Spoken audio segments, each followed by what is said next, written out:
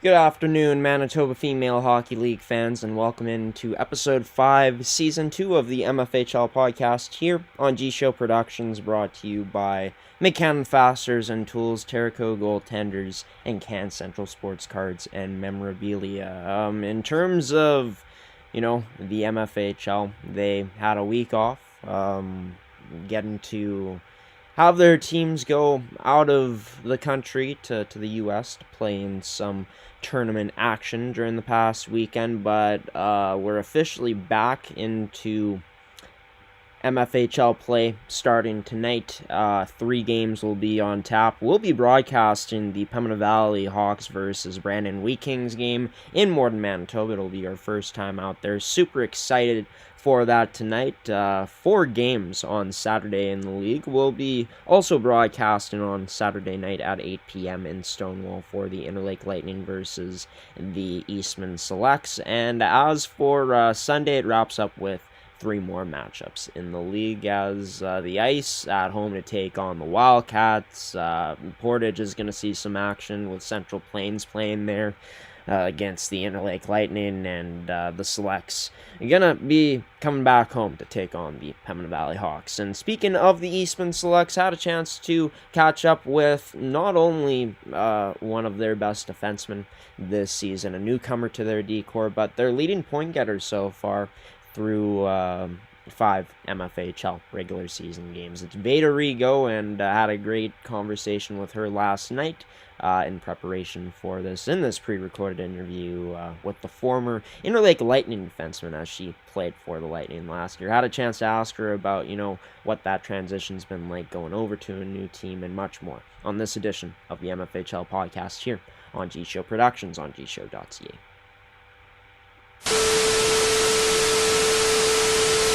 And it's a newcoming defenseman for the Eastman Selects this season. She played for the Interlake Lightning last year. Now she's on the Selects and leading their team in regular season points so far. It's Veda Rigo. Veda, I mean, what's it been like, coming into a new situation this year with obviously some girls, but some new girls as well? It's been pretty awesome. These girls have been welcoming from the very first time we stepped foot into the dressing room, even at tryouts, and we know a lot of the faces from around the rink. So they've been really welcoming, and it's not always easy to switch teams in the second year, and they've been just super awesome with all that and the transition. Yeah, and of course you're coming over with your sister, I assume, and Delaney Yeah. Rigo. What's that been like? Getting to not only play with her last year, but also getting to continue your minor hockey playing career with her this year. It's been awesome.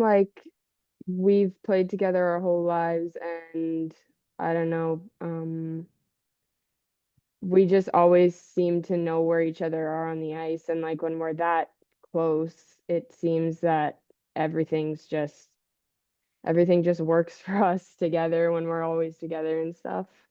Right. Well, it's been working out pretty well for you this year on the stat sheet, 10 points and nine total games played this season. But from what I've seen, obviously you're reliable in your own end, but you like to, of course, activate into the play and get involved on the offensive side of the game. Is that always kind of been the type of player you've been, or something you've kind of developed throughout the years, that more so offensive side of your game?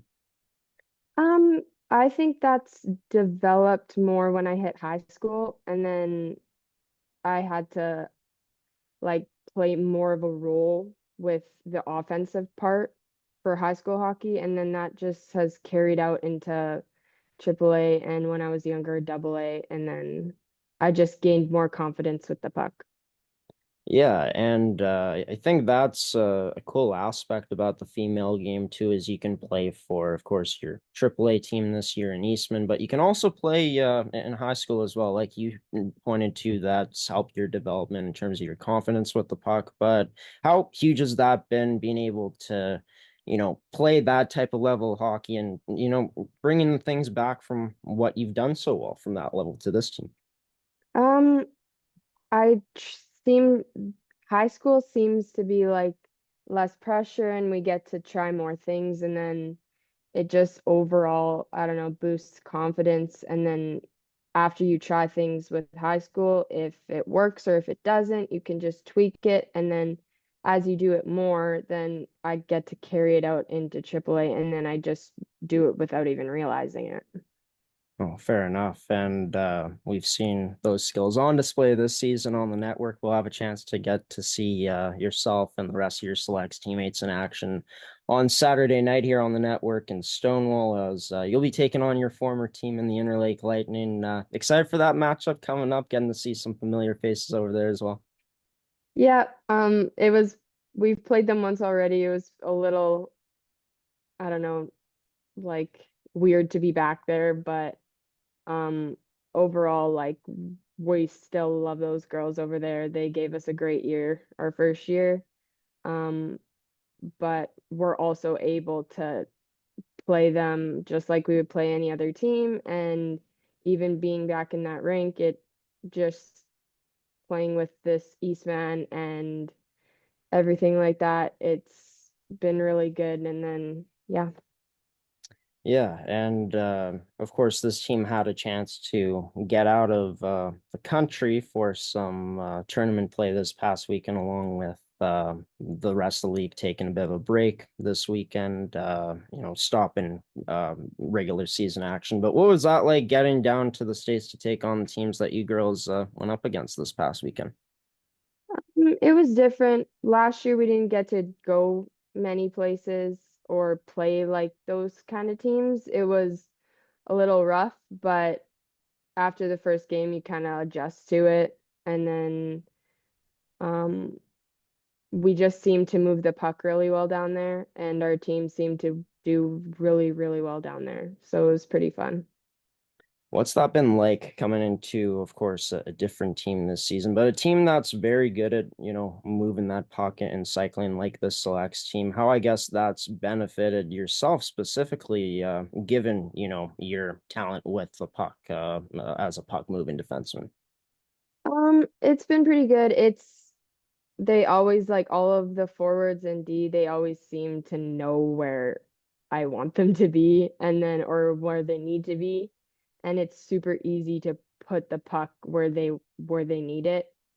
Um, they just always seem a lot of our forwards can do like finish what they're gonna do or they dump and chase or anything, and it makes it really easy and they can see the ice really well, which makes it better because then they can use the defense at the top, which gets me a couple puck touches in a game and then they're just very communicative on the ice, which makes it easier so that I don't have to like try to do everything. So they're just letting me know.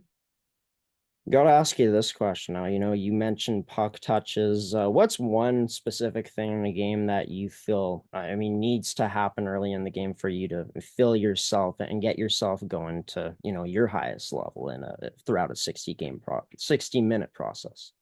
Um, just right off the face off, it's like as soon as I get my feet moving and if like they end up getting the puck and dumping it, as soon as I get my feet moving, it seems to help.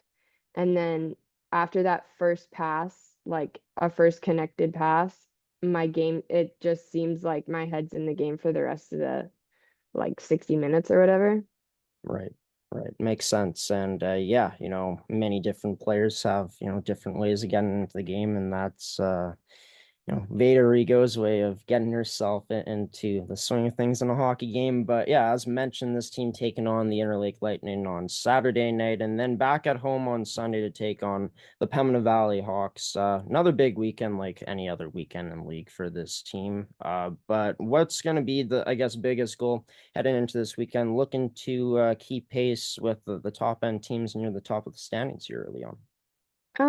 I think we just need quick starts.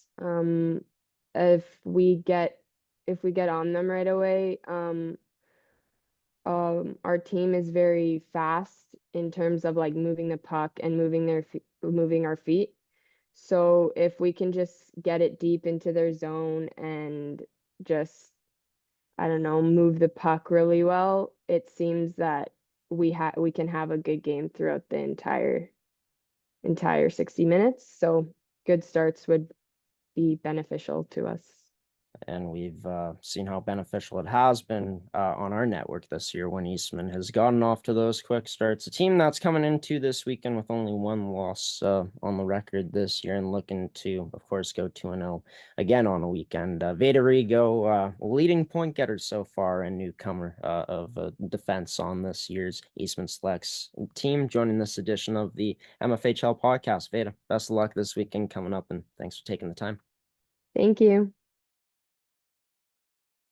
And Veda Rigo, defenseman for the Eastman Selects, joining this edition of the MFHL podcast, brought to you by Can Central Sports Cards and Memorabilia and Mid-Can Fasteners and Tools, as you saw there down on the screen as that was going along. That interview with Veda, and yeah, for her, she's got 7 points in 5 games played, 2 of them being goals, 5 of them being assists, and right behind her is her teammate, of course, in Sophia Heidinger, as well as her sister in Delaney Rigo being 2 points back of her. Delaney a point per game so far this season, but I'm going to have to readjust my screen just a bit here so we can showcase the sponsor, Terrico, serving Manitoba producers for over 80 years in the agricultural industry. So be sure to check out why they're so trusted at Terrico.ca. But coming up after this next transition, we're going to run you through the standings, the stats leaders from the goals to assists to points, even looking at goaltending leaders, as well as taking a look into this upcoming weekend in the MFHL. You're watching the MFHL podcast here on G Show Productions. Stick around, there's more to come here on episode 5 in season 2 on the network.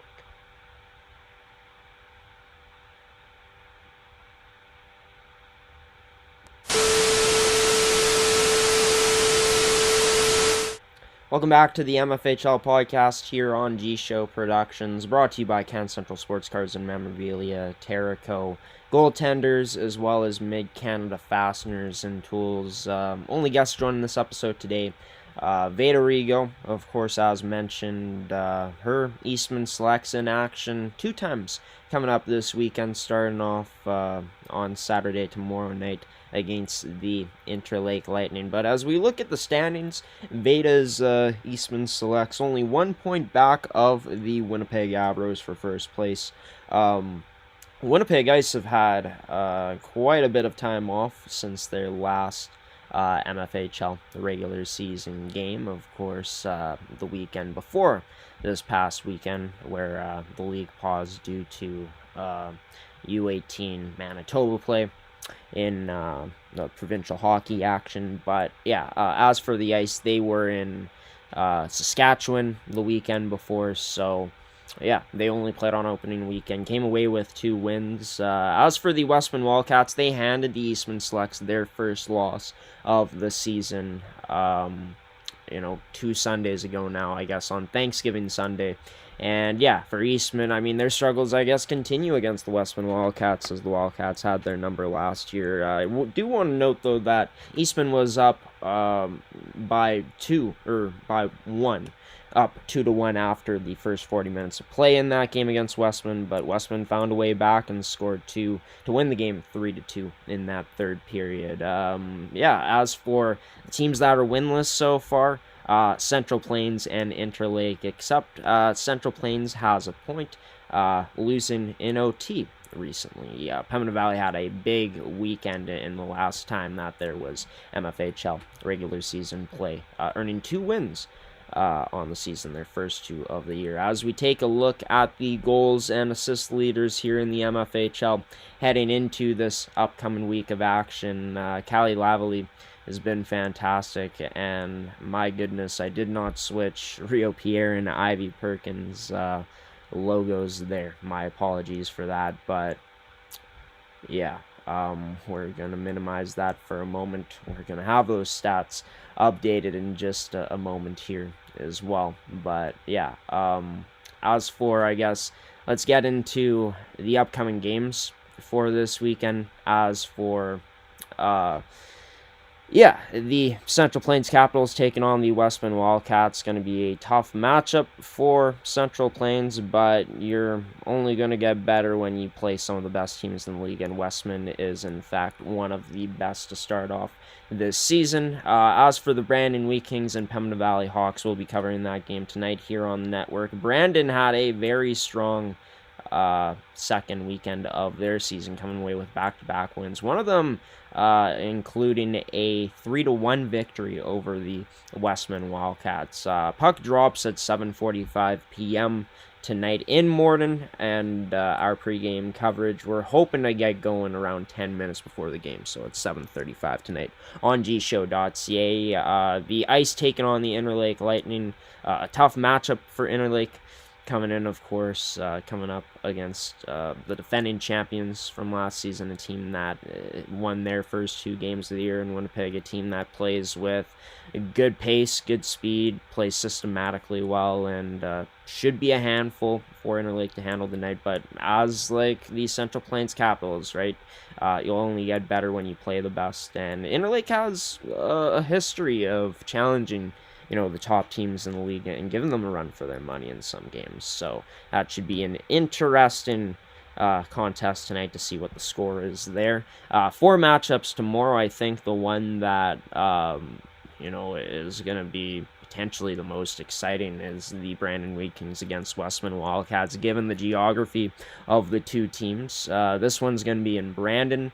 Of course, Brandon won the first game of the season against Westman. And for Brandon, they have some former Wildcats on their team, most notably Danica Averill, as she's been lights out to start this season for this Wheat Kings squad. For Westman, they're, of course, led by Ivy Perkin and Waldner this season, Lucy Waldner, who has 10 points in 5 games played, Perkin with 13 points in 5 games played. So going to be a lot of star power in that matchup coming up tomorrow. Of course, G-Show Productions, we're going to have the Eastman Selects and Interlake Lightning matchup for you all tomorrow as well, as we'll be broadcasting that one live from Stonewall. Puck drops at 8 p.m. Our pregame show coverage. We're hoping to get going like tonight, 10 minutes before the game, just after that, around 7:50. And as for Sunday in the League of the Ice, are going to be back at home to take on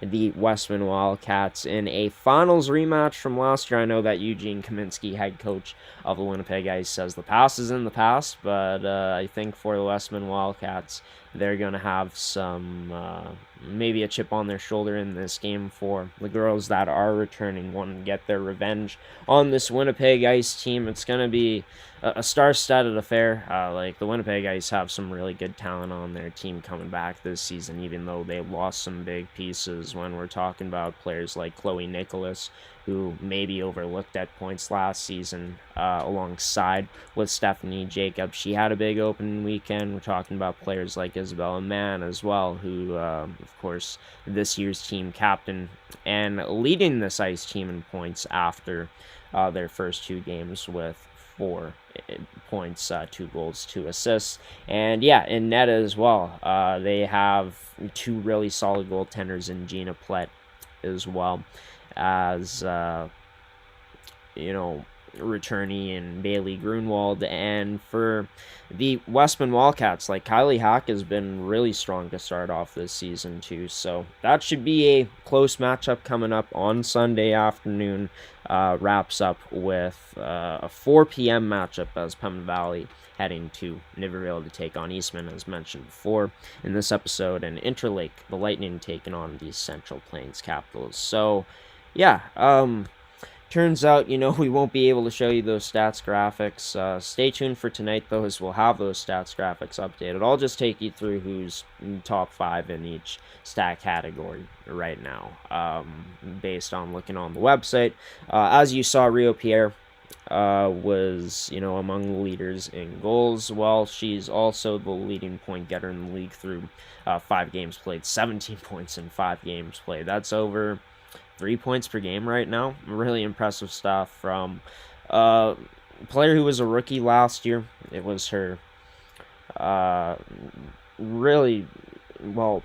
just thinking about it, really looking at her last year and watching her, she really did look like a veteran out there, a player that had been playing in the league for years. And to find out that she was just a rookie was kind of shocking, when watching her, if you didn't know that she was. And I think in her second year, we're really starting to see her hit a second gear in her game, another level. And I think there's going to be more to give for her. And she's got 17 points and 5 games played. Going to be very interesting to see where she finishes off this season once we're all said and done here after 28 games. But as for Ivy Perkin, she was fantastic last year as well. Won Rookie of the Year and 13 points in 5 games played so far, 4 behind Rio Pierre. For Lucy Waldner, she's at 10 points. Callie Lavalley, rookie for the Avros, she's at 9. Really impressive debut last year, really, in the league, even though she was just APing. Got a chance to see her at points in the Winnipeg Ice's lineup, and she is not disappointed this year as well. Had a lot of skill last year. That's been on display this year as well. And Liberty Amy, also in the top 5 for points for this Winnipeg Avros team. Tied with 2 other players, though, in Reese Schutte and Celine Wozni. Another Winnipeg Avros Schutte plays for the Westman Wildcats. In terms of the goals, as you may have seen on the screen there at the time when we showed our incorrect graphic, Callie Lavalley, Ivy Perkin, and Rio Pierre all tied 3-way at the top with 7 goals. Liberty Amy as well as Jessica Anderson are in the top 5. Anderson from the Pembina Valley Hawks. Chloe Minkus is also tied with Jessica Anderson, as well as Delaney Rigo with 4 goals each. As for the assist leaders, well, it's Rio Pierre again with 10. Lucy Waldner is 3 behind her with 7. Then it goes Ivy Perkin, Abigail Brigg for the Pembina Valley Hawks, and Paige Crossley for the Brandon Wheat Kings. We're going to end off with talking about the goaltenders. The goalies with the best records in the league so far this season. Well, it's very early, but Adriana Almeida, Kylie Hack, Isabella Labossiere, as well as Yellowhead's goaltender, Merckx, I believe that's how you pronounce her name, all with 2 wins. Madison Sylvester, as well as Addison Tomes with 2 wins in there. Also, to join that list of players who are all tied for the most wins in the league so far, we're going to see some separation in that stat category after this weekend for sure, you got to think. But yeah, the players with the best save percentages, I guess, we'll run you through that too. Shannon Hees for the Brandon Wheat Kings, who ended up having a shutout. Gina Plett as well, who only allowed 1 goal on 33 shots against, has a .970 save percentage right now. And as for a player that's played a bit more that has really good save percentages is Sylvester in 2 games and Tomes in 3 games, both over .930 save percentages. Sylvester with a .946 save percentage and Tomes with a .933 save percentage. Yeah, other than the stats and stuff, we already showed you the upcoming schedule here in the league. We're going to show you the standings once again, as it's going to be very interesting to see how things shake out once this weekend is all said and done in the league, as these standings brought to you by Mid-Canada Fasteners and Tools, your one-stop shop for all your industrial needs. But yeah, for Brandon, they earned their first 2 wins in their franchise's history in official MFHL regular season play. And just taking a look at some news from the Brandon Wheat Kings.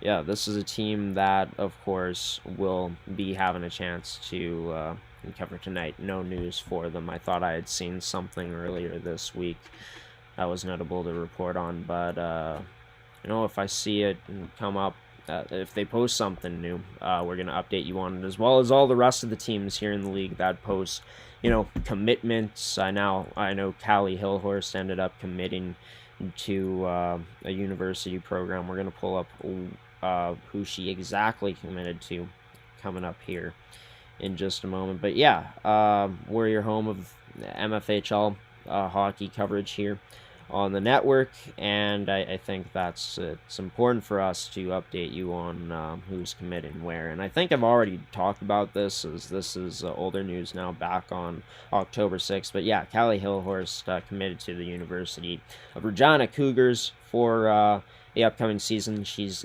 this year's captain on the Westman Wildcats squad, and a defenseman that really impressed me last year on the network watching her. She can do a little bit of everything. She'll give you really solid defensive play while being a really good puck-moving defenseman as well, can contribute offensively, and a good skater too. So U of R is going to get a really good, steady defenseman added to their back end that is also a leader and recognized as one wearing the C on this year's Westman Wildcats squad, as they have a big weekend coming up. We'll run you through the schedule one more time.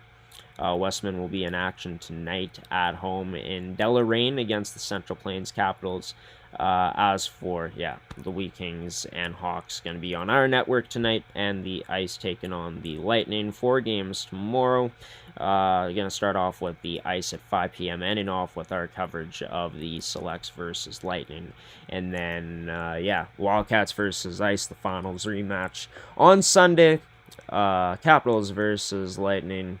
The 2 winless teams in the league, only winless teams coming into this weekend. Will be interesting to see if one of them has a win coming into that matchup in particular on Sunday. And Eastman versus Pembina Valley at 4 p.m. in Niverville to wrap things up in this week in the MFHL as the season returns. Of course, they'll be taking a break again next week, as I believe that's going to be nationals next week in terms of not national specifically, but the provincial tournament with the U18 female program taking on different provinces, right? In terms of, I believe, Saskatchewan, Alberta, and BC also go. But yeah, we'll clarify that coming up on next week's episode of the MFHL podcast for episode 5, season 2. Stay tuned for it, or episode 6, season 2 next week. We're going to take a short little transition here and be back for some final words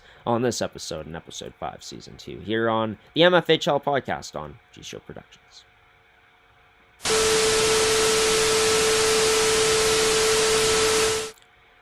Well, you made it to the end of the MFHL podcast for episode 5, season 2, here on G-Show Productions. I've been your host, Graham, the G-Show Forsyth. Special thanks to Veda Rigo for coming on this edition of the show and being the guest. Getting to talk to one of the most impressive defensemen so far in the MFHL this season. She'll be looking to add to her point totals, of course, as she is the Eastman Selects point leader heading into this weekend, as her Selects will be in action to take on both the Interlake Lightning, a former team of hers this weekend, and the Pembina Valley Hawks. But yeah, as for when the next episode comes out, it'll be coming out next Friday around this time. I'm thinking probably 1 p.m. We'll have more guests, so stay tuned for that. It's going to be a lot of fun. And as we take a look, I'm just trying to find, it's going to be a blackout in the league next weekend, as they're calling it for U18 Nationals, the females, Manitoba team will be in action during that time. So the league doing the smart thing, since there are quite a few players that are going to be participating in this tournament from the MFHL, as we'll talk about that coming up in episode 6. Hoping to be joined potentially by maybe someone from the MFHL board. Maybe we get Brad Kirk on next week's episode. Not promising anything, since he's a bit hard to get a hold of at points, but we'll see what we can do. Maybe a little short season review to as we get going here and getting his thoughts on everything that's coming up and everything that's happened to start off this season. But yeah, thank you for tuning into this one, ladies and gentlemen, and anyone else who may have been watching. If you aren't subscribed here to our YouTube channel and you are a fan of the MFHL, I suggest to do that, as if you subscribe and turn on notifications, you'll be notified about when this podcast airs and when all of our other content will be coming out. We'll have the details for episode 6 coming up next week on our website at gshow.ca, as well as on our social media pages. I want to thank Terrico Goaltenders, Mid-Canton Fasteners and Tools, and Can Central Sports Cards and Memorabilia for sponsoring another edition of the MFHL podcast, and want to thank them for their continuous support of the coverage of female hockey here in the province on our network, helping us out this year by supporting us. But yeah, until next Friday, everybody, I've been your host, Graham, the G Show Forsyth, giving you the salute, peacing out and waving so long on this Friday afternoon. Have a wonderful weekend. Stay safe out there, and should be a good game tonight if you're joining us in Morton between the Hawks and the Wheat Kings. If you're not, and you're going to be seeing us again next Friday or whenever you catch the next one, we'll see you then. Take care, everybody.